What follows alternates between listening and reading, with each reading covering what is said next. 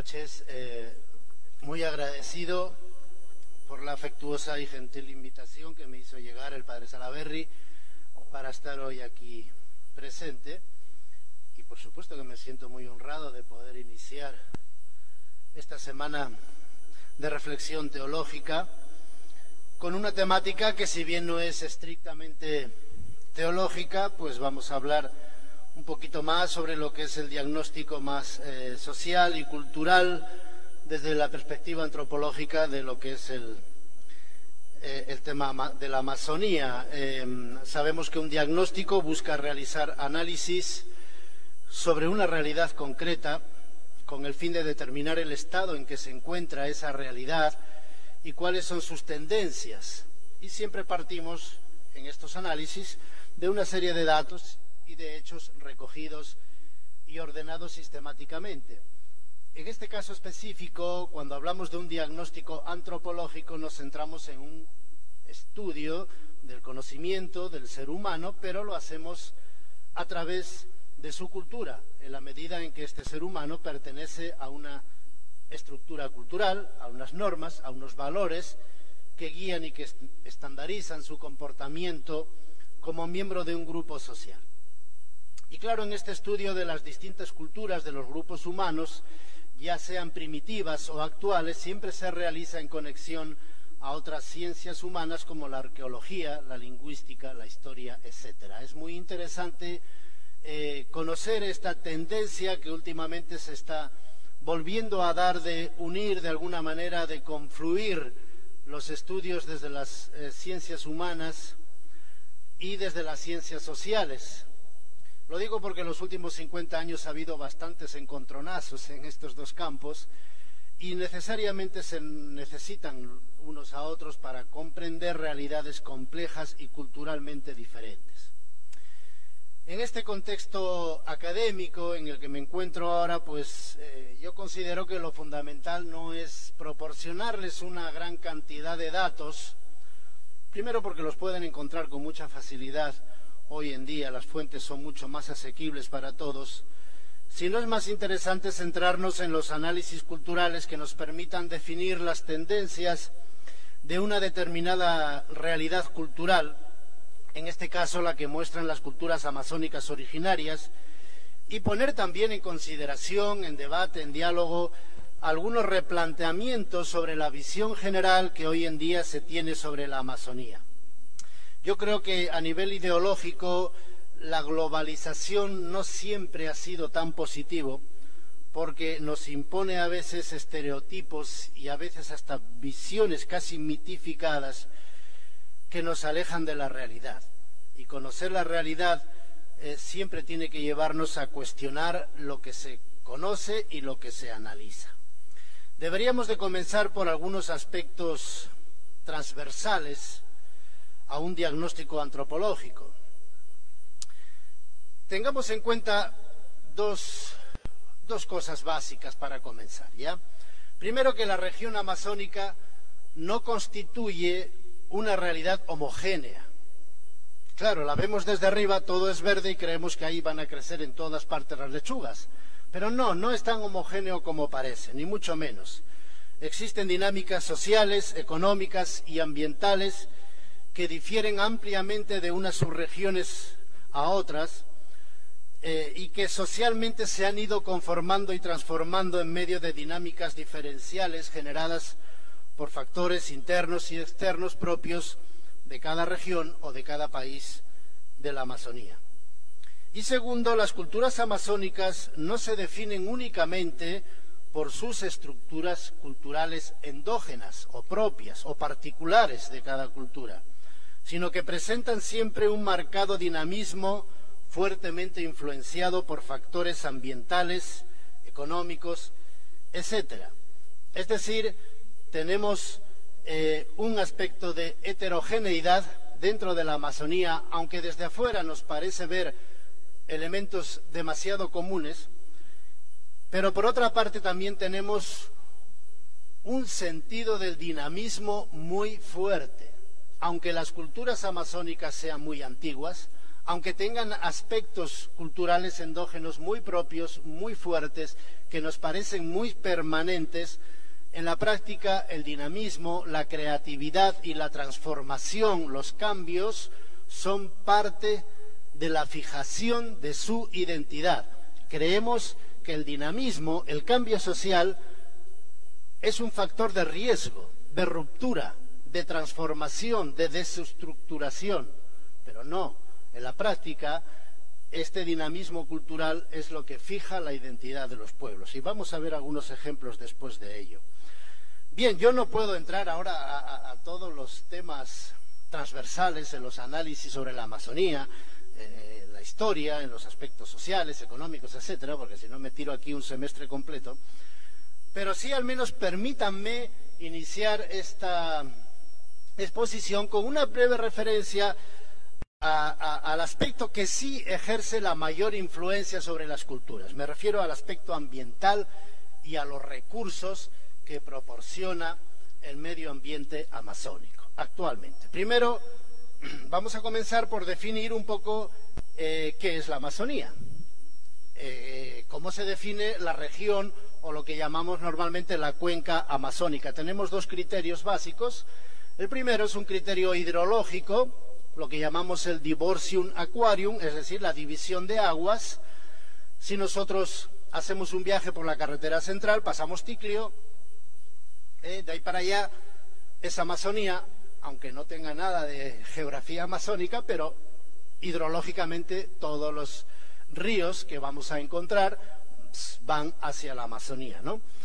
Ese es un criterio, y según ese criterio la Amazonía comprende pisos ecológicos desde alturas superiores a los 5.000 metros de altura. El otro criterio, que es el que normalmente se maneja en la práctica, es el criterio ecológico, es decir, es Amazonía allí donde empiezan a crecer los bosques. Si nosotros seguimos nuestro trayecto hacia la ceja de selva, vamos a ir encontrando cómo va cambiando la vegetación, cómo van creciendo los bosques. Según este criterio, más o menos la Amazonía comienza desde los 3.800 metros sobre el nivel del mar. Algunos datos geográficos básicos sobre la Amazonía. Sabemos que forma parte de los bosques tropicales, que se desarrollan en este cinturón que existe entre la línea ecuatorial, entre lo que es el Trópico de Cáncer al norte, más o menos el sur de México, y lo que es el Trópico de Capricornio al sur, más o menos al sur de Brasil y Bolivia, o al norte de Paraguay y Argentina.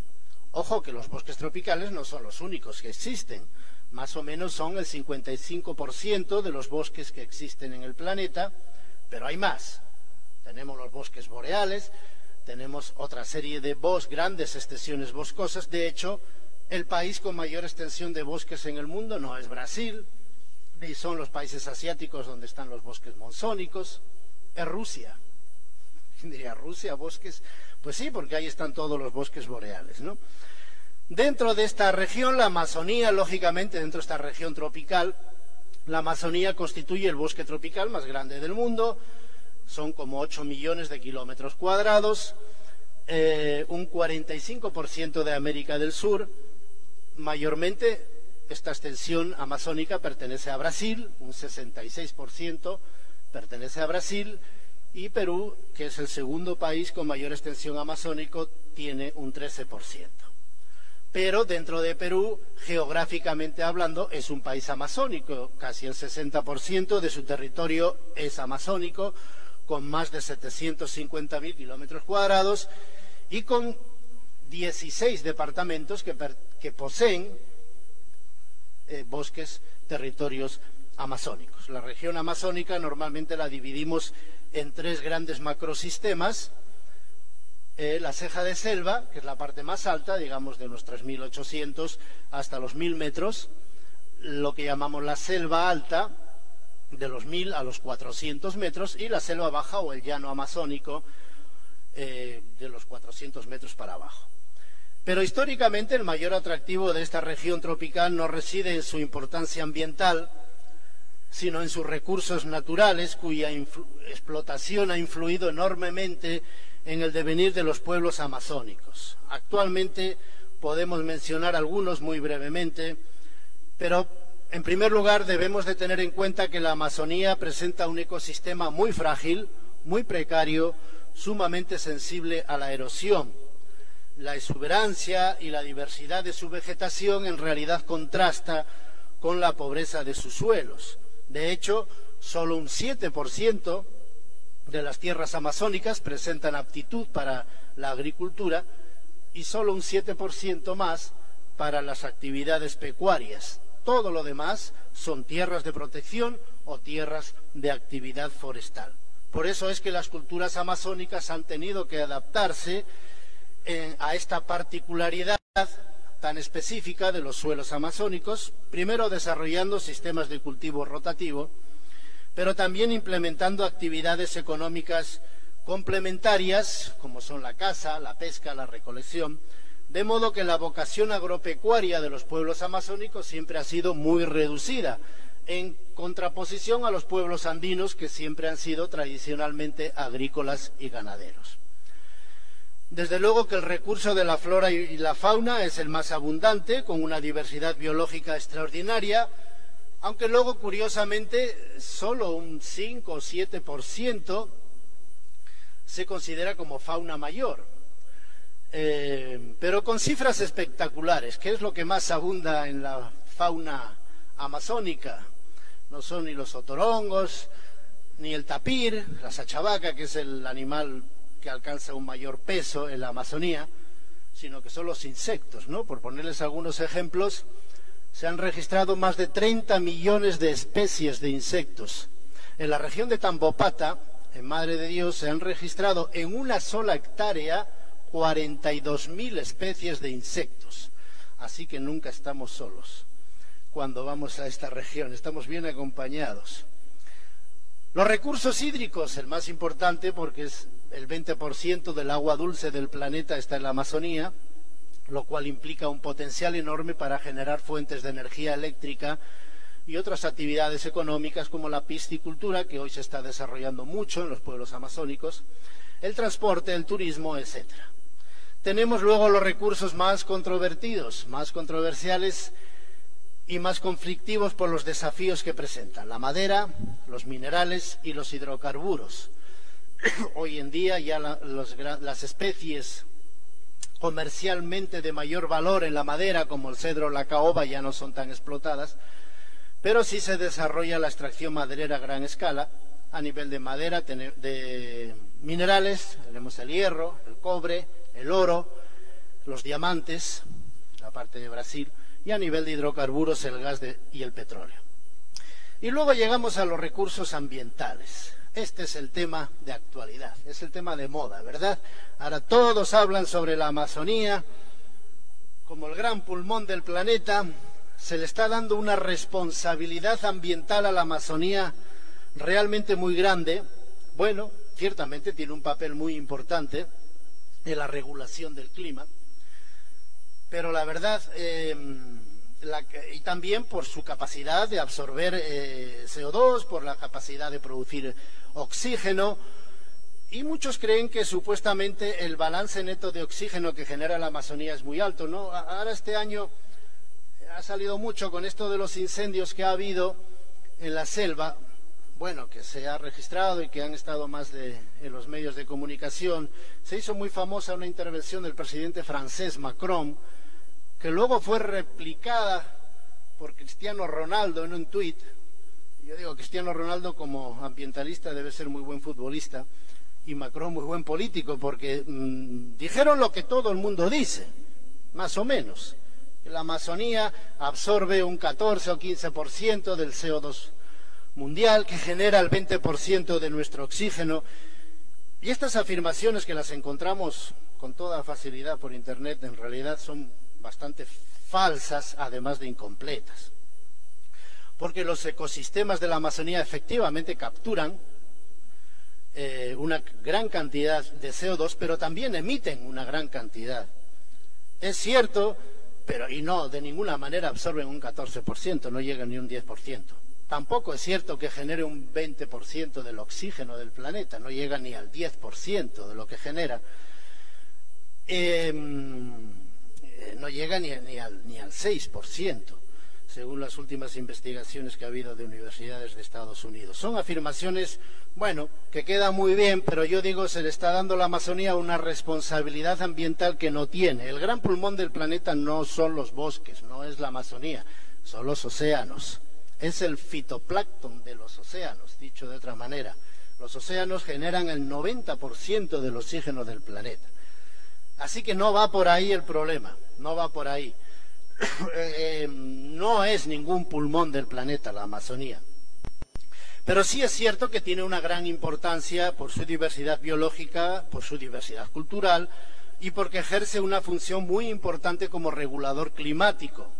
Primero porque es un enorme contenedor de carbono y un gran generador de humedad que produce enfriamiento, ahora que está tan de moda el tema del calentamiento global.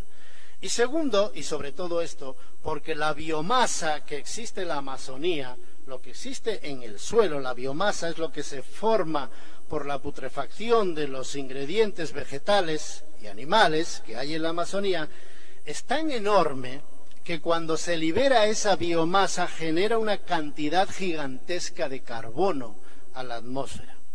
Es decir, la Amazonía no es en el planeta ni el principal sumidero de carbono ni el principal generador de oxígeno, pero sí es el mayor potencial emisor de carbono, o lo voy a decir de otra manera que todos lo entendamos bien. Potencialmente, la Amazonía puede ser el agente contaminante más grande del planeta. ¿Qué genera este efecto contaminante? Las quemas, los incendios, que es lo que libera toda esa biomasa, ¿no? Esto es un poquito para que entendamos este contexto ambiental, ecológico, que es la Amazonía, que tiene una importancia grandísima a nivel del planeta, pero que también a veces tenemos que desmitificar algunas afirmaciones o ponerlas en su lugar adecuado y no asignarle a la Amazonía toda la responsabilidad de los problemas climáticos del planeta. Vamos a entrar ya directamente a lo que es la parte antropológica, sin duda alguna, y etnológica, ¿no? Que es lo que se me ha pedido más propiamente. La Amazonía, sin duda alguna, que es la región del planeta que posee la mayor diversidad de grupos indígenas, y que culturalmente podemos diferenciar en sus manifestaciones etnográficas, idiomas, tradiciones milenarias, mitología, conocimientos médicos, naturales, entre muchos otros. En la Amazonía habitan unos 34 millones de habitantes, un aproximado de 420 pueblos indígenas, con sus culturas, sus lenguas, sus territorios. En el Perú, la población amazónica es de unos 350.000 habitantes, apenas un 1% de la población nacional. Tenemos indígenas, tenemos campesinos ribereños, tenemos inmigrantes o colonos y tenemos, lógicamente, las sociedades urbanas. A nivel etnográfico, en la Amazonía existen 5 grandes troncos lingüísticos que se han ido desarrollando desde hace varios miles de años. Los tupíes, que son la familia lingüística más grande de América del Sur, Brasil, Cono Sur, y una pequeña parte al norte en Colombia y norte del Perú. Y luego tenemos los grupos Ye, los grupos caribes, arahuacas, etcétera.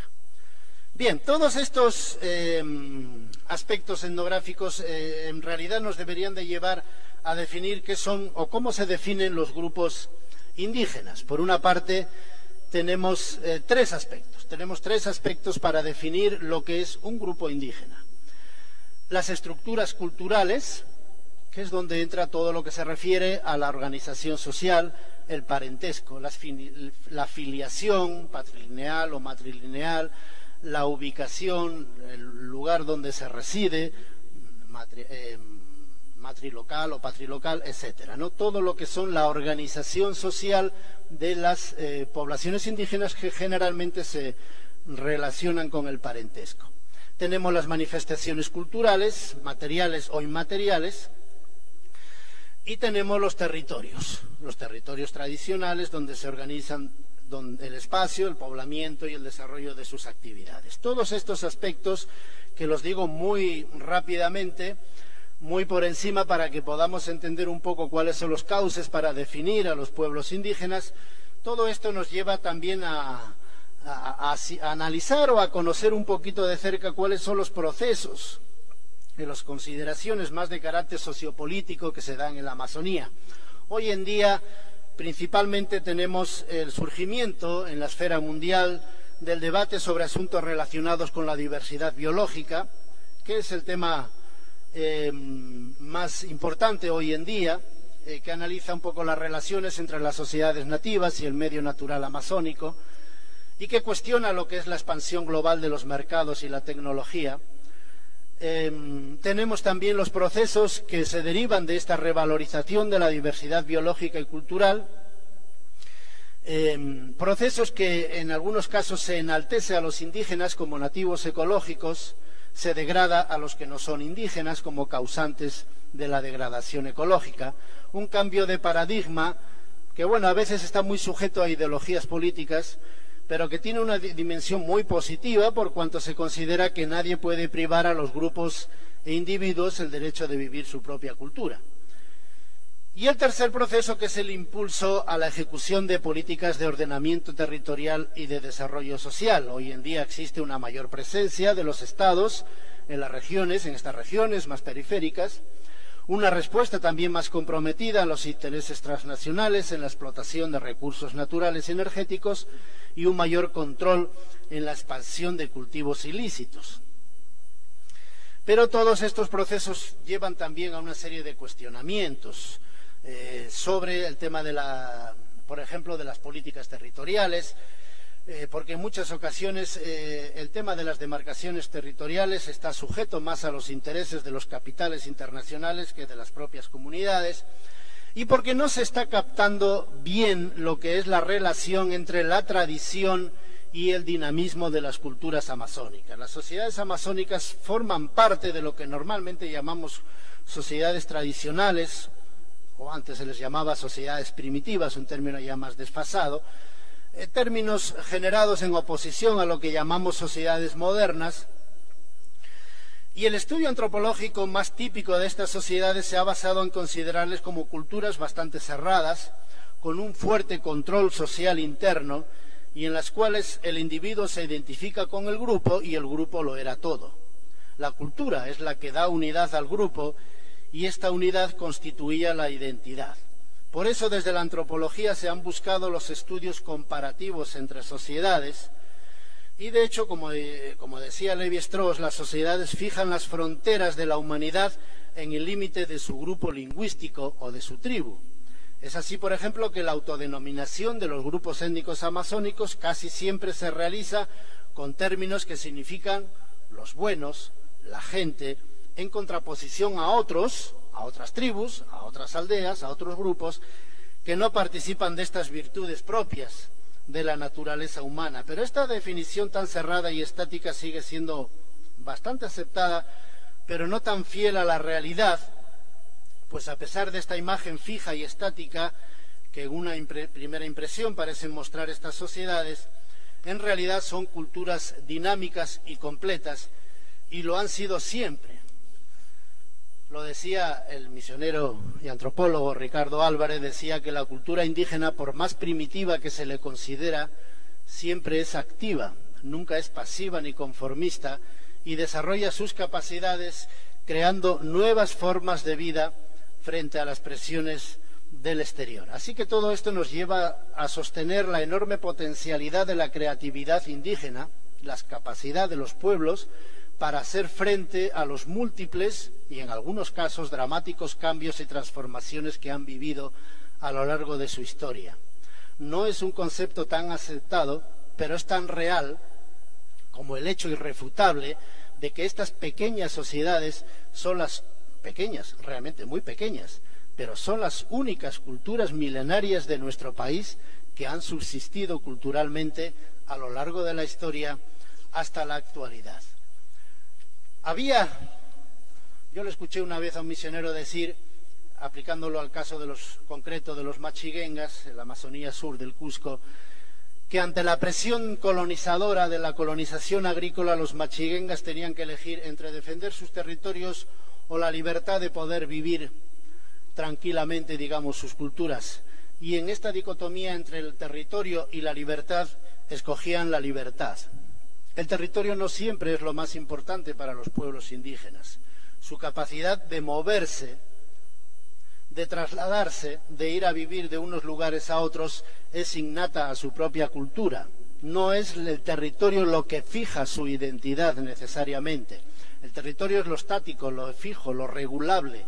Pero la libertad es la creatividad, es el dinamismo, es la búsqueda de nuevas formas de vida y de subsistencia. ¿Cuál es lo que favorece más hoy en día de estas dos cosas? ¿Es el territorio o es la libertad para vivir sus propias culturas? ¿Qué es lo que favorece más su identidad y su supervivencia física y cultural? Esto es un poco lo que se puede debatir conociendo un poquito más la historia propia de los grupos nativos, sus relaciones interculturales, su movilidad, el tejido de las redes sociales y clánicas, sus cruces, sus alianzas interétnicas. Y actualmente tenemos un nuevo fenómeno, todavía uno más, que es que la migración indígena amazónica se da hacia centros urbanos, constituyendo sin duda el proceso contemporáneo más importante que transforma las territorialidades tradicionales. Bien, esta es un poquito una exposición que nos lleva a plantear algunos aspectos más en debate actualmente y que también aparecen con bastante fuerza en el documento final del último sínodo amazónico. Muchas gracias. Muy buenas noches con todos y todas y muchas gracias por esta invitación. Quiero realizar mi ponencia compartiendo con ustedes lo que han sido inspiraciones muy importantes en el proceso del sínodo mismo, por donde también se han puesto acentos, tanto en lo que hemos trabajado en los plenarios durante el sínodo, como también en los grupos pequeños, los círculos menores, como se llamaban, y que se refleja en el documento final. Yo escogí esta imagen porque esto fue muy presente desde el primer momento del sínodo, que es una realidad y a la vez un desafío para la Iglesia en los 9 países que pertenecen o tienen una parte de la Amazonía. Como el río Amazonas se alimenta, se nutre y se compone de muchos ríos afluentes, algunos más grandes, algunos más pequeños, pero donde todo ese territorio que depende tanto del agua que es vida, está conectado, que como Iglesia también aprendamos a trabajar mucho más en conexión, mucho más en red, como decimos. Y se puso de manifiesto que pasos en esa dirección se habían dado, pero yo creo que el sínodo ayudó mucho a que se fortalezca una identidad propia de Iglesia presente en la Amazonía. Y que esto implica poner mucho más empeño a entendernos como cristianos, hombres y mujeres, en camino a un testimonio que diga algo a los pueblos que viven en este espacio de la palabra de vida de Jesús y que se encarne, que sea palpable, que se haga realidad. Y que para ello es necesario generar más sinergias entre nosotros, en explorar más caminos de inculturación vivido en relaciones de interculturalidad, de también aprender los unos de los otros, que ayuda para encarnarnos realmente cada vez más en los diversos contextos, como ya hemos escuchado, contextos geográficamente muy diversos, pero contextos también culturalmente muy diversos. Y, no, disculpe, ahí, sí. Quiero hacer algunas breves reflexiones introductorias. Este sínodo ha sido, por diversas razones, realmente un momento histórico, si miramos la historia de nuestra Iglesia. Como el mismo historiador Austin Ivory comentó, es en la historia de la Iglesia el primer sínodo así llamado territorial, que partió desde una región territorial, la Amazonía, y que también se dedicó a todo lo que es el potencial, tanto geográfico como también cultural, pero también todo el potencial evangelizador, la fe vivida expresada de diversas formas, los testimonios de fe dadas, pero también los retos y los desafíos, como una lectura de los signos de los tiempos en la Amazonía, y desde la Amazonía también lo que es significativo para una iglesia universal. Y el otro aspecto histórico era que por primera vez en la historia de la Iglesia Católica, los diversos pueblos amazónicos y particularmente los pueblos indígenas y varios representantes, hombres y mujeres, estuvieron presentes, eso era también histórico, presentes en el mismo sínodo, tomando la voz, dirigiéndose a todos como indígenas, estuvieron en el centro tanto de las consultas y como de las deliberaciones a lo largo del proceso sinodal.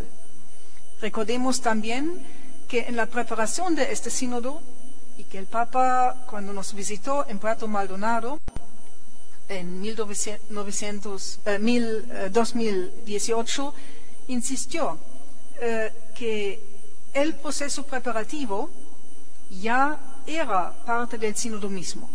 Y en este proceso de consultas territoriales, la mayoría en la Amazonía misma, algunos fuera de la Amazonía, como por ejemplo un seminario internacional sobre la ecología integral, su comprensión y sus retos que se realizó en Washington. En total participó 87.000 personas, que es impresionante. Y había también un trabajo enorme en tratar de recoger y sistematizar toda esta información. Ya entró en el documento de trabajo y fue reflexionado, estuvo muy presente en el proceso del sínodo, nuestras deliberaciones y en el documento final. Entonces, por eso podemos decir, es por primera vez que se enfocó tanto la realidad de los pueblos amazónicos, de la Iglesia en este territorio, pero también de lo que hay de enriquecimiento y también de desafíos para la Iglesia grande, la Iglesia a nivel universal. Y entonces ahí era también significativo que cardenales, tanto de algunos países de Europa, como por ejemplo el cardenal Ollerich, que representa la Asociación de las diferentes conferencias episcopales de Europa, que se llama COMESE, él estuvo presente, el cardenal Marx de Alemania, el cardenal Schönborn de Austria, participaron activamente, y también había cardenales de los Estados Unidos, había representación de Canadá, porque son países también donde varias de las empresas, sobre todo en el campo energético y de minerales, explotación de minerales y de hidrocarburos, varias de estas empresas grandes, multinacionales, tienen su origen en Europa, Estados Unidos y Canadá. Y ya se había iniciado desde la Red Eclesial Panamazónica, REPAM, un trabajo en conjunto para ver cómo se puede enfrentar de manera más eficiente y desde nuestro compromiso por la justicia y el cuidado de la casa común, desde la Iglesia Católica en alianza con otras iglesias. Y esto se continuó en el sínodo. Y también se vivió un proceso hacia una iglesia verdaderamente sinodal. El Papa dijo al final del sínodo en su última alocución: hemos dado pasos significativos en la vivencia de este sínodo, pero falta todavía hacer más camino. Ciertamente fue una vivencia muy rica experimentar ser una iglesia de hermanos y hermanas caminando juntos para discernir los signos de los tiempos en la Amazonía actualmente, para abrirnos a escucharnos mutuamente, escuchar en ello y en la escucha de la palabra de Dios al Espíritu. Fue realmente un proceso, este sínodo, de un discernimiento espiritual a fondo. Y había momentos muy densos de ello, a veces había momentos cuando se sintió también, no siempre era tan fácil, pero se mantuvo esta voluntad firme y la disposición de todos que esto sea realmente una escucha al Espíritu y que acojamos lo que Dios nos pide en este momento de la historia de la Amazonía. Uy, no quiero avanzar. ¿Sí? Ajá, entonces, aquí no. Entonces vamos al otro anterior. En el sínodo lo otro significativo y en cierto sentido histórico era la fuerte presencia de mujeres. Obispos que habían participado en muchos sínodos nos dijeron, esto era el sínodo con la mayor participación de mujeres. Éramos, según mi lista, 35 mujeres. Este número no se alcanzó antes. Pero lo lindo era también, tanto en los plenarios, en las ponencias, como también en el trabajo en grupos pequeños, los mismos obispos, muchos de ellos, reconocieron cuánto aportan las mujeres en la Amazonía, mujeres religiosas, laicas, y dijeron prácticamente en muchas comunidades hay presencia de la Iglesia gracias a las mujeres. Muchas mujeres lideran comunidades, muchas mujeres impulsan diferentes tipos de pastoral de la catequesis, pastoral de enfermos, muchas veces también trabajan en el sector educativo, impulsan también una pastoral enfocada desde una ecología integral, la preocupación por el territorio, por el ambiente y una así llamada conversión ecológica que nos pide el Papa en Laudato Si. Entonces se dijo, es necesario no solo agradecer esta presencia de las mujeres, sino que mucho más formalmente se reconozca este aporte de las mujeres. Y esto en el documento final se expresa en decir, se pide que en el futuro los obispos formalmente nombren a mujeres que ya están realizando estas labores pastorales, liderando y acompañando a muchas comunidades cristianas como líderes de estas comunidades respectivas. Y que sea con un envío para que sea claro, es a nombre de la Iglesia que la mujer asume esta tarea pastoral tan importante. Es un ministerio. Y también ustedes lo van a leer en el documento final, se recalcó la necesidad que entre sacerdotes, obispos, sacerdotes y laicos y laicas, religiosas y religiosos, se fomente el liderazgo de las mujeres en la Iglesia. Muchas veces hay responsabilidades que no requieren de la ordenación sacerdotal y que podrían ser puestos de trabajo ocupados por hombres o mujeres, y muchas veces mujeres son muy calificadas para ello, pero todavía pocas veces, si uno ve las estadísticas, son pocas veces mujeres a quienes se encarga en forma de liderazgo estas responsabilidades en la Iglesia. Y entonces también muchos obispos se comprometieron y lo apoyaron, y por eso entró también con esta fuerza en el documento final, que entre todos hagamos por el bien de la Iglesia, por construir el cuerpo de Cristo, este esfuerzo de que haya mujeres que no solo participen en momentos de discernimiento pastoral, sino también, como un obispo lo dijo, que sean parte de las decisiones pastorales que se tomen y sean parte del liderazgo para ver cómo implementar diversas maneras de realizar la pastoral. Y que entonces con mayor fuerza contemos con dones y carismas de las mujeres.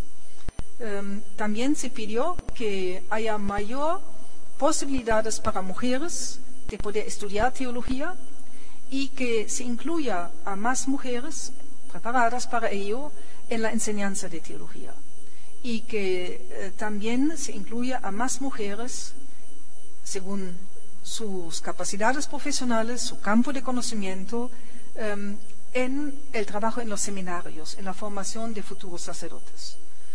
Y eso va en la línea de lo que también el Papa Francisco en el sínodo recalcó. Él quiere que se aprecie mucho más todavía la presencia y todo lo que significa la mujer en la Iglesia.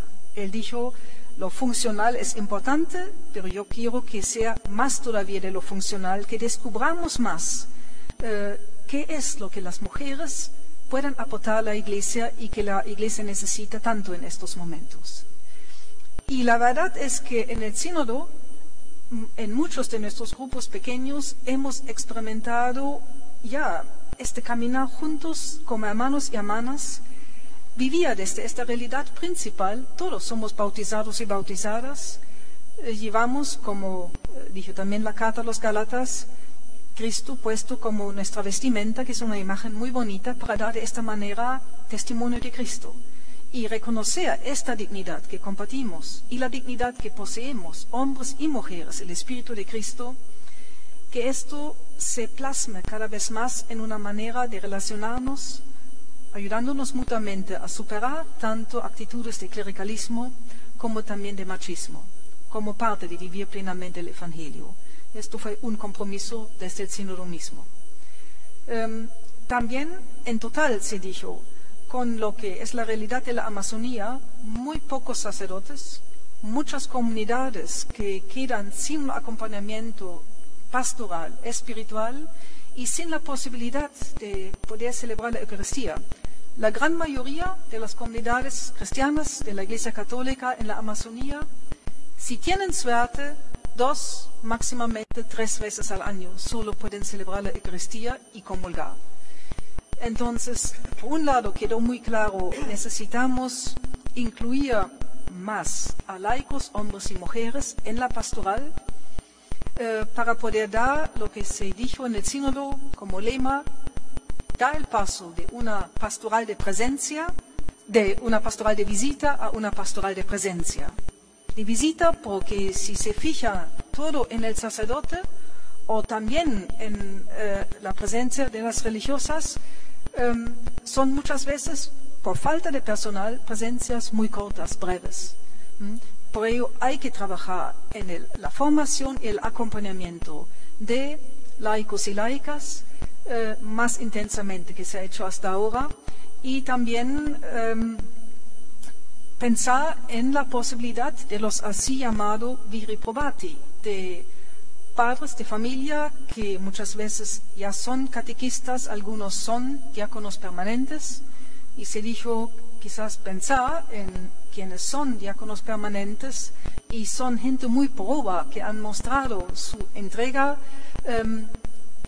a Dios, su capacidad de trabajar muy en equipos pastorales en las comunidades, de que estas personas podrían ser ordenados como sacerdotes porque son de las comunidades, hablan la lengua, están inculturadas, viven allí y podrían en el espacio donde están acompañar a comunidades y asegurar también que estas comunidades puedan celebrar la Eucaristía, porque esto fue el pedido explícito de muchas comunidades en las consultas, y un catequista quichua también lo dijo de manera muy conmovedora y dijo, mis comunidades con quienes trabajo piden con intensidad, quieren poder celebrar la Eucaristía, quieren poder comulgar y no lo pueden.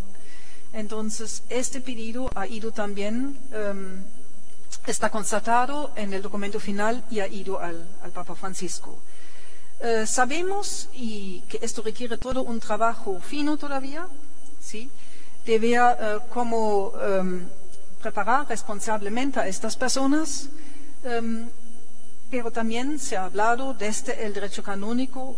Hay posibilidades, porque sabemos también la Iglesia Ortodoxa Unida con Roma, por ejemplo, tiene desde años sacerdotes casados y son parte de la Iglesia Católica, se puede dar la dispensa de ello. Entonces, eso fue algo.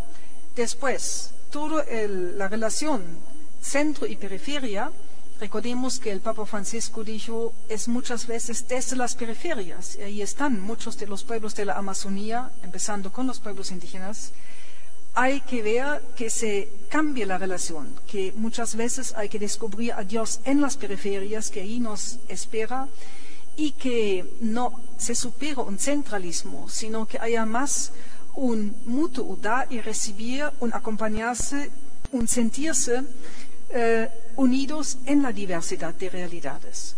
También en ese sentido fue el sínodo un momento importante de descubrir qué significa ser Iglesia Católica, donde hay unidad en la diversidad y que estamos en camino a ello.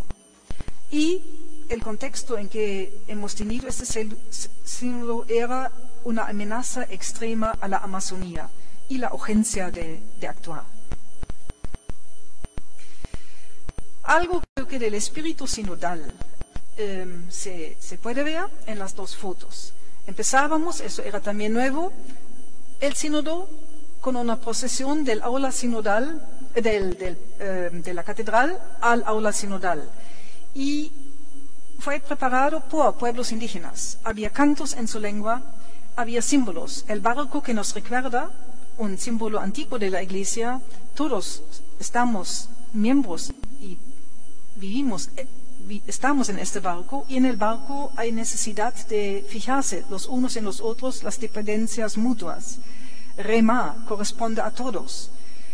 Y esto se realizó también a la salida de la catedral al aula sinodal, cuando de repente varios obispos dijeron, pero somos pueblo de Dios en camino, así somos Iglesia sinodal. Entonces se superó a veces las maneras muy rígidas por jerarquía de hacer las salidas, sino todos se pusieron en camino juntos. Y ahí uno ve el Papa Francisco en medio, diciendo, esta Iglesia formamos entre todos. No se ve la imagen. ¿Pasarlo ahí?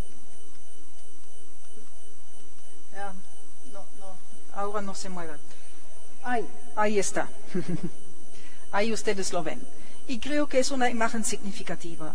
Ser iglesia en la Amazonía significa ser iglesia compuesta con personas de diferentes rostros, con culturas, y una iglesia que tiene que aprender a acoger a esta diversidad y ser iglesia en esta diversidad. Diversidad también que se tiene que reflejar en las diversas maneras de realizar la pastoral, con pueblos indígenas, con pueblos campesinos, con gente joven, etc., con los pueblos afrodescendientes, y vivir en ello, buscar en ello lo que nos une.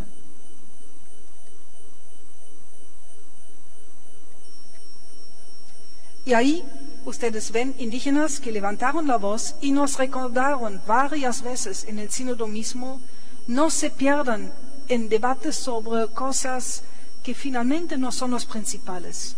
Nuestra Amazonía está en riesgo, y esta Amazonía es tan importante para la tierra. Por ello, unan sus esfuerzos. No se olviden qué es lo prioritario en este momento si queremos dar un mensaje de vida, la fe en el Dios de la vida, en un momento cuando la Amazonía se acerca cada vez más a los puntos de colapso ecológico. ¿Qué significa esto? ¿En qué nos reta esto como iglesia? Y se dedicó en una celebración el 5 de octubre este sínodo a Francisco de Asís, pidiendo su intercesión para que realmente sepamos escuchar la voz de Dios y acoger nuestra misión como iglesia en la Amazonía, como Francisco de Asís lo supo hacer. Importante era también allí que sea un mensaje de vida, lo que acogemos de los pueblos de la Amazonía, de las consultas, pero también el clamor de la tierra y el grito de los pobres, y que lo uno está íntimamente vinculado con lo otro, y valorar la Amazonía como un espacio realmente teológico, un espacio que nos habla de Dios, donde Dios sale a nuestro encuentro y donde Dios nos pide asumir nuestra misión como iglesia en este momento. Esto requiere una conversión integral, esto era un desafío grande y esto implica conversión en los caminos pastorales, conversión en los caminos de cultura, inculturación, interculturalidad, conversión en el campo ecológico, conversión hacia una iglesia cada vez más sinodal, y lo uno está íntimamente vinculado con lo otro. Por ello, esto se refleja también en el documento, en decir, realmente tenemos que ser más iglesia en salida, salir de nuestras zonas de confort, estar con las comunidades, estar en los pueblos, una iglesia samaritana que hace camino con quien es vulnerado en sus derechos, con quien pertenece a los pobres y experimenta la fragilidad de su propia vida, una iglesia que no sea indiferente, sino se solidarice con estos pobres y con los pueblos amenazados en su existencia. Y eso va junto con una iglesia que se haga más dialogante, fomente más el diálogo ecuménico, donde es posible, el interreligioso e intercultural, y sobre todo que sea una iglesia que no marque el camino para los pueblos en la Amazonía, sabiéndolo todo ella, sino al revés, que se ponga al servicio de estos pueblos, acompañe a los pueblos, escuche y se haga camino juntos. Y esto implica también explorar nuevos caminos en la pastoral urbana, hace falta camino allí, y da este paso de la pastoral de visita a la pastoral realmente de una presencia de calidad. También podemos decir una iglesia que sea cada vez más claramente una iglesia con rostro amazónico, que se refleja los diversos rostros de los diferentes pueblos con sus culturas. Y entonces se dice también una iglesia que sepa apreciar los valores de estos pueblos. En la gente de la Amazonía encontramos enseñanzas para la vida. La selva vive de las interrelaciones e interdependencias, y esto ocurre en todos los ámbitos de la vida. Gracias a ello, el frágil equilibrio de la Amazonía se mantuvo por siglos. Es reconocer que los pueblos de la Amazonía, y sobre todo los pueblos originarios, en su manejo tradicional de la tierra, de los recursos de la naturaleza, han sabido vivir y manejarlo con lo que hoy en día llamamos un manejo sostenible. Encontramos, dice el documento, además otros valores en los pueblos originarios, como la reciprocidad, la solidaridad, el sentido comunitario, la igualdad, la familia, su capacidad de organización social y el sentido de servicio. Y con ello reconocemos la presencia de Dios, las semillas del verbo de Dios, la presencia del Espíritu ya en los pueblos antes de la evangelización, y lo que se densifica se puede enriquecer en el encuentro con Jesucristo.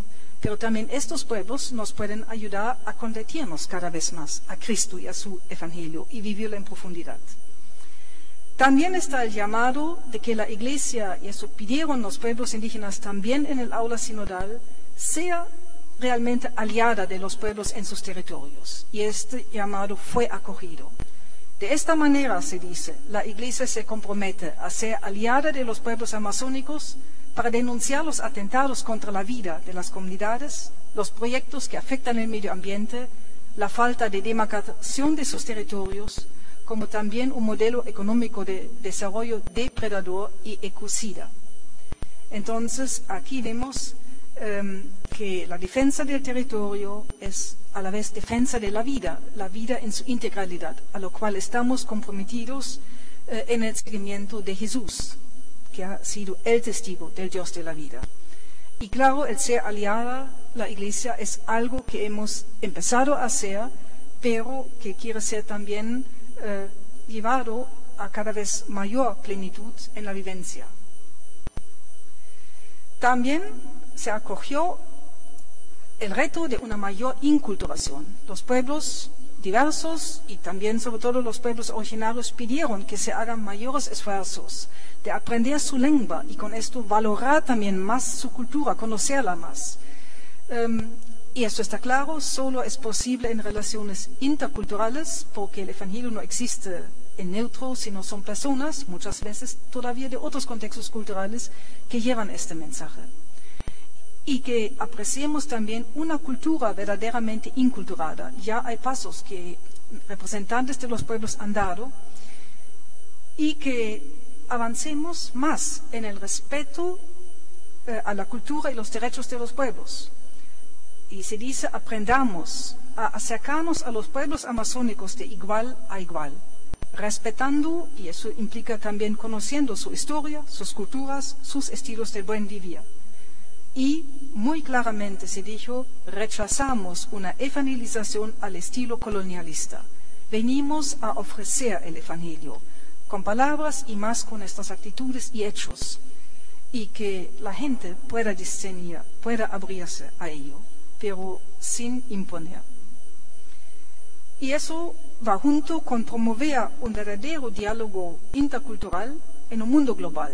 Los mismos pueblos no se ven como islas, sino se abren al encuentro de diversas culturas dentro de la Amazonía, pero también con representantes de culturas fuera de la Amazonía. Pero es acompañar a los pueblos, y eso también es el pedido, que ellos mismos puedan decidir qué elementos de una cultura globalizada, como por ejemplo los jóvenes, desean incorporar en su vida, siendo sujetos y no algo que les está impuesto, desvalorando y menosvalorando y despreciando lo que estos pueblos tienen de cultura.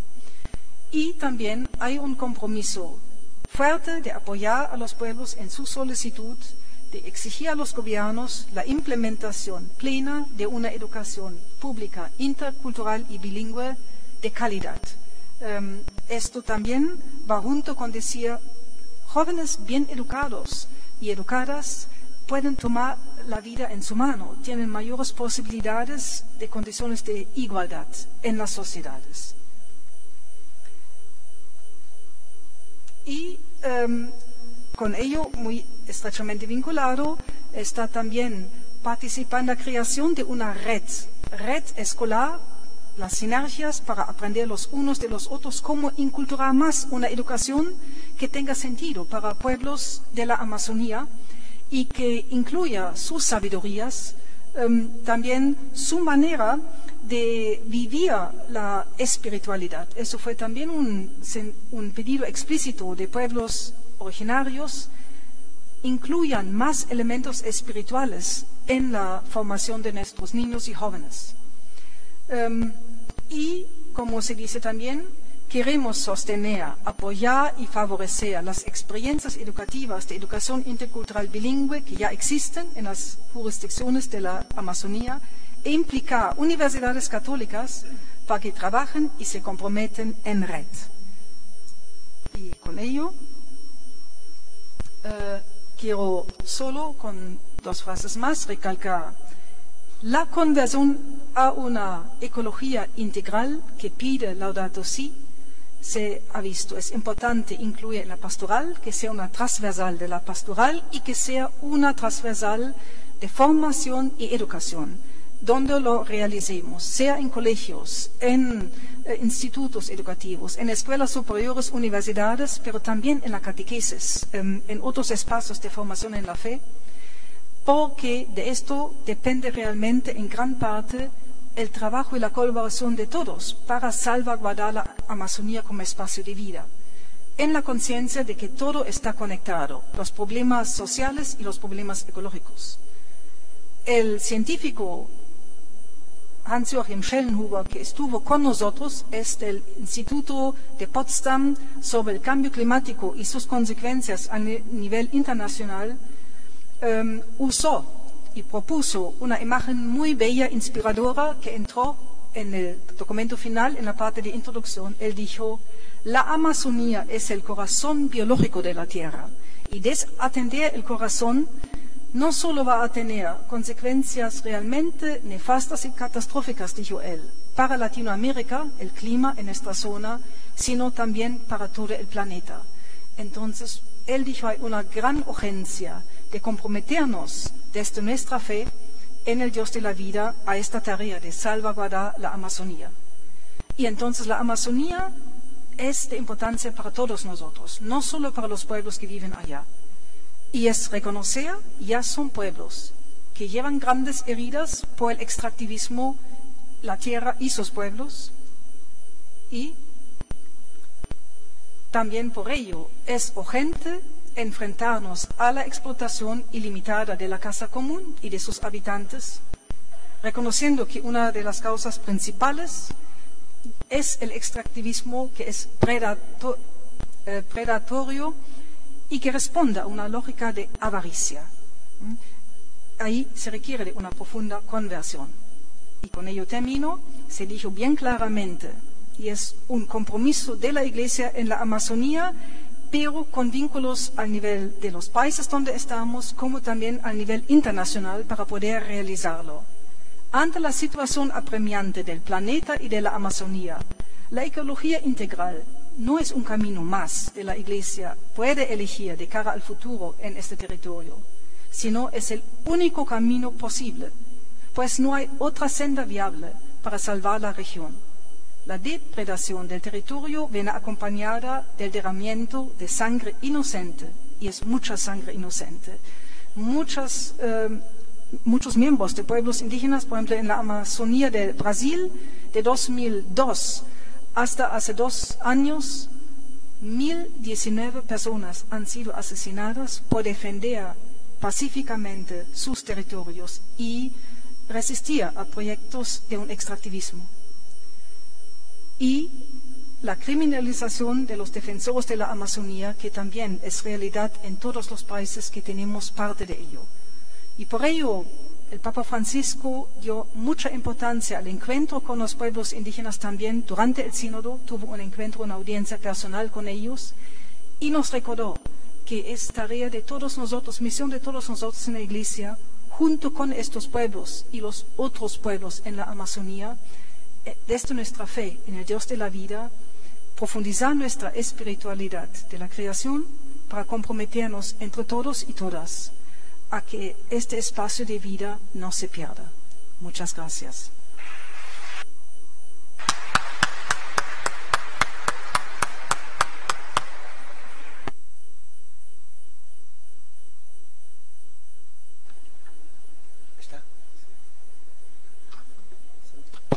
La riqueza de las dos ponencias que acabamos de escuchar, pues no exige tampoco un mayor comentario, pero voy a decir algunas cosas en torno a lo que hemos escuchado y también a las apreciaciones que me sugiere también lo que estamos viviendo en la Iglesia en los últimos tiempos, en torno a la ecología.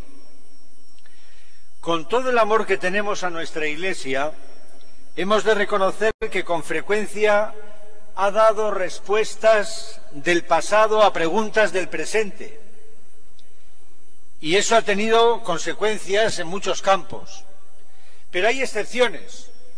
Por ejemplo, una excepción es el Concilio Vaticano II, en la que se abrió, en esa magna asamblea, se abrió la posibilidad de una gran reforma en la Iglesia. Y también la segunda conferencia del Episcopado Latinoamericano de 1968, celebrada en Medellín.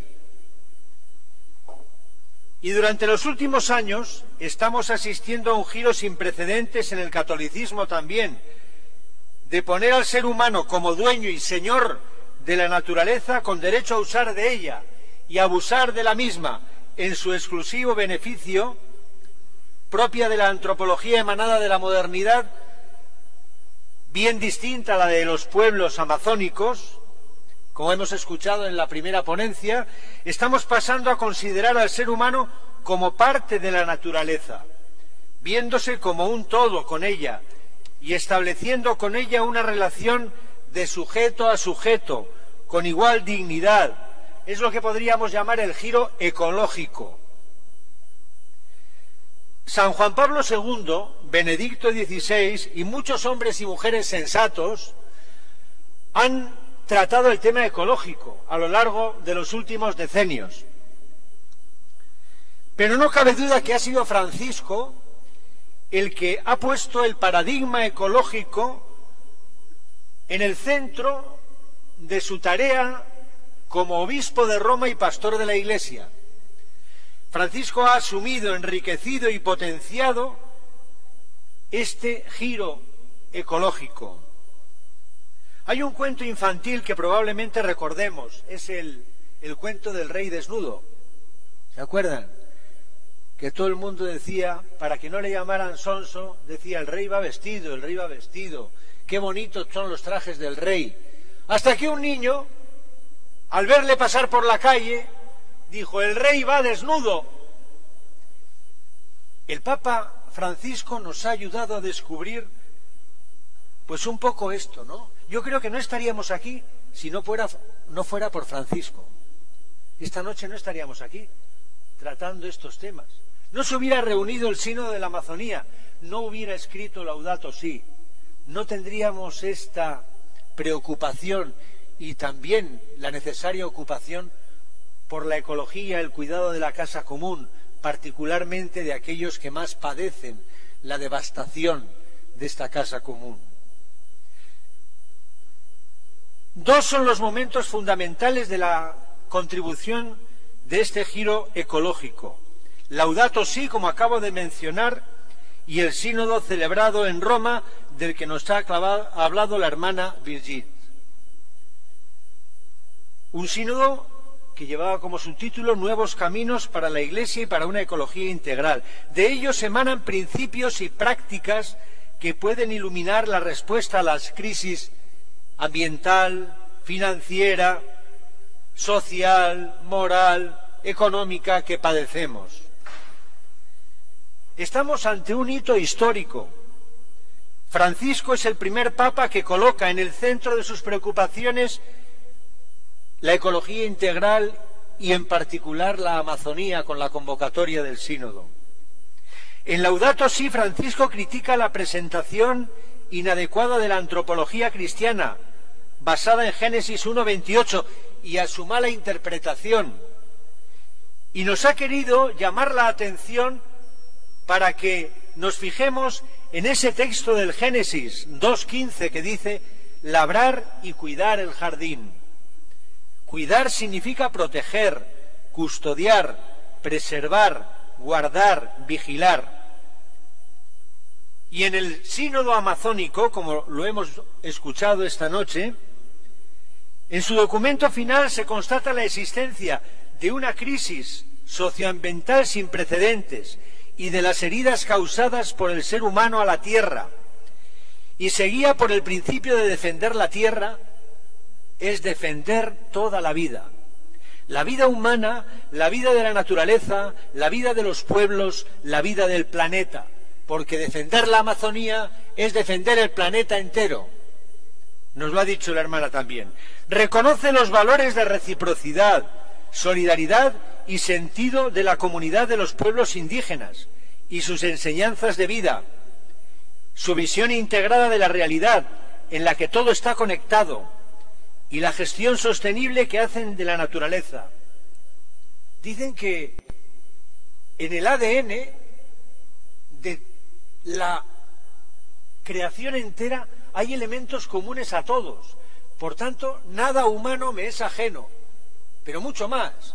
Ningún ser humano me es ajeno, ninguna planta, nada me es ajeno, particularmente el ser humano. ¿Se acuerdan ese dicho de Terencio, que a veces se ha interpretado mal? Nada humano me es ajeno. Bueno, sí, como hoy tenemos capacidad y posibilidades para conocer el folclore, para conocer las costumbres, las comidas, nada humano me es ajeno. No.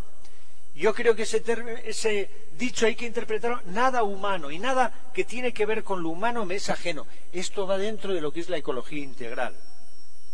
Si el proceso actual continúa, el resultado puede ser la destrucción del territorio amazónico y sus habitantes, siendo los pueblos indígenas los más afectados. El documento final nos llama a una conversión ecológica, a una vida sobria, indispensable para poder continuar con este mundo que Dios ha puesto en nuestras manos. La nota característica del sínodo, nos lo han dicho también, fue el deseo y la demanda de integración de la voz de la tierra amazónica con la voz y el sentimiento de los obispos participantes, pastores de la Iglesia. Ha sido como la misma asamblea reunida de manera sinodal ha afirmado una nueva experiencia de escucha para discernir los nuevos caminos por los que el Espíritu desea guiar a la Iglesia. Se ha fijado en la Amazonía, en el cuidado de la casa común, pero desde la Amazonía también se nos ha indicado para la Iglesia entera y para el mundo entero. Se habla de 4 conversiones íntimamente ligadas: la integral, pastoral, cultural y ecológica. Desaprender y aprender, reaprender para superar así cualquier tendencia a modelos colonizadores que han causado tanto daño en el pasado. El documento también dice que la Iglesia está llamada a asumir su función profética, una profecía de la buena, porque recordemos que en la Escritura, como dicen los biblistas, hay profetismo, es decir, hay signos, gestos, pero hay falso profetismo y hay profetismo del bueno. Hay profetas de Baal y profetas de Yahvé. Y en eso tenemos que estar muy atentos y tiene que haber un serio discernimiento. La Iglesia, a través del sínodo, se compromete a caminar con los pueblos amazónicos sin imponer una forma particular de vivir y de actuar, y se hace aliada de los pueblos originarios. Un signo que se produjo en el sínodo. Durante la celebración del sínodo, un grupo de obispos renovó el pacto de las catacumbas.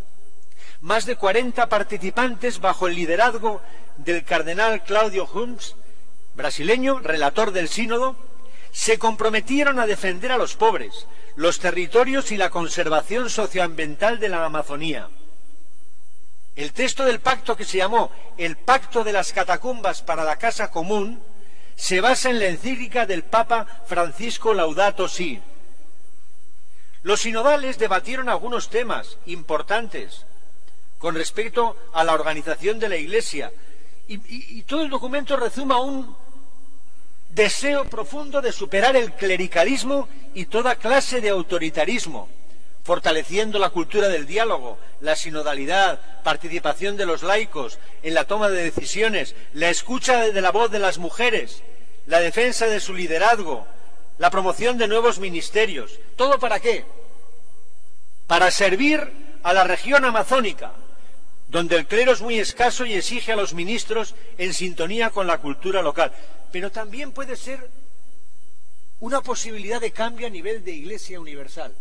Un obispo catalán decía esta mañana, si se lo dan a la Amazonía, yo lo voy a poner aquí también.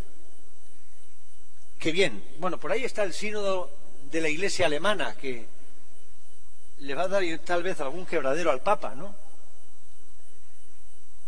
Todos hemos visto en los medios los símbolos variados de los pueblos originarios dentro del Vaticano. Sus símbolos impactaron nuestros ojos, algunos de los cuales fueron usados por el mismo Papa y por los obispos presentes. Todo es muestra del valor de las culturas indígenas, algo sin precedentes. Pero hay una anécdota que recordamos con tristeza. El gesto de unos jóvenes cristianos católicos que robaron la imagen de la Pachamama junto a otras figuras simbólicas amazónicas expuestas en una iglesia romana y las arrojaron al Tíber. Les han llamado jóvenes ultracatólicos. Falso. Porque el católico es universal. El católico es abierto a todos. El católico abarca a todos. Y estos son todo menos universales. Y lamentablemente pues hubo un cardenal, del que no voy a decir su nombre, que brindó con champán, porque dijo que esto que hacían estos jóvenes era un verdadero acto simbólico con carácter profético, sin comentarios. No ha habido ahí un acto profético propiamente. En todo caso, pues estaban equivocados, porque no era un acto significativo profético del Dios verdadero. Por cierto, el Papa reprobó ese hecho y las estatuas fueron encontradas por los carabinieri. Y no sé dónde están ahora, igual sabe la hermana Birgit, pero ya están recobradas. Concluyo. Termino ya, ¿no? En cualquier caso, de todo lo que el sínodo aporta en su documento final, quisiera hacer hincapié, ya que hoy es el día de los diagnósticos, quisiera hacer hincapié en un aspecto que ha dicho el Papa, en un pequeño video en torno al sínodo. Hubo un momento, al final casi del video, en que se dirige a los medios de comunicación y les dice: hay cristianos y católicos elitistas, a quienes les gusta meterse y recrearse en las cuestiones más disciplinares, intraeclesiásticas, matizó, entreteniéndose en especular qué tendencia ha ganado y por qué. Les ruego que no se encierren en eso, que no vayan a la cosita y acaben olvidándose de la cosa, es decir, de lo grande de este sínodo, que son los diagnósticos. Ya sé, prosiguió, que es la parte más pesada, pero también aquella en la que la Asamblea Episcopal se ha expresado mejor.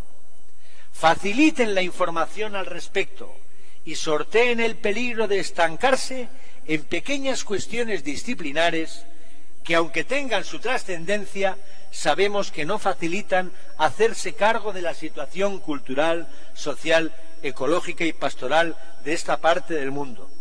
Tiene razón el Papa cuando sostiene que lo importante de ese encuentro son los diagnósticos. Ocupan una parte importante del documento final. Lo mismo en Laudato Si, si nos fijamos toda la parte inicial. Es decir, la cosa. Me permito traer a colación un par de párrafos. La Amazonía hoy es una hermosura herida y deformada, un lugar de dolor y violencia, provocados, sigue el Papa, por los intereses económicos y políticos de los sectores dominantes. Y lo es porque, contando con la complicidad de algunos gobernantes y de algunas autoridades indígenas, se encuentra sometida a un extractivismo predatorio y avaricioso. La palabra extractivismo se repite en varias ocasiones. Y luego sigue diciendo, problemas como el alcoholismo, la violencia contra la mujer, la explotación sexual, el tráfico y trata de personas, la venta de órganos, el turismo sexual, la pérdida de la cultura originaria, idioma, prácticas espirituales, etcétera, la criminalización y asesinato de líderes y defensores del territorio. Leyendo este y otros pasajes, no me sorprende que Francisco insista en la importancia de repasar con calma los diagnósticos, porque a veces pasamos a otras cosas que son importantes, pero los diagnósticos nos dan la pauta para recorrer todo el documento, a mi juicio. Supongo que ocuparán una indudable centralidad en el texto que parece que el Papa, la exhortación por sinodal, va a publicar antes de fin de año. Terminando, al final del sínodo, el Papa habló claro, habló con una sencillez tremenda. ¿Y qué aprecio yo de todo eso? Aprecio aquello que nos dijo para que nos fijemos esencialmente en las cosas importantes. Lo hizo también en los sínodos pasados, del 14 y 2015. En aquella ocasión se le dijo al Papa que hay una minoría aguerrida, dispuesta a hacer ruido e incluso a condenarle por hereje. Saben ustedes que por Laudato Si algunos hablaron del Papa como hereje, como panteísta y barbaridades por el estilo. Y el Papa respondió, ¿qué nos importa? Vamos adelante. Hoy, escuchándole, veo confirmada esta entereza. Por eso no me preocupan, al menos por ahora, aquellas informaciones que enfatizan que después de este sínodo se ha agrandado la brecha entre el sector más tradicionalista y el Papa. No creo. Yo creo que con la ayuda del Espíritu Santo todos vamos a ir entrando un poquito en este camino sinodal, que es camino de iglesia.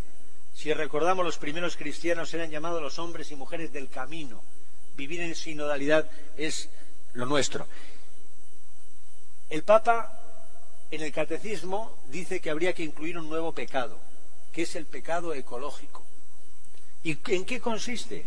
En la acción u omisión contra Dios, el prójimo, la comunidad y el medio ambiente, contra las futuras generaciones y contra la justicia. Que el Señor nos ayude a no caer en este pecado.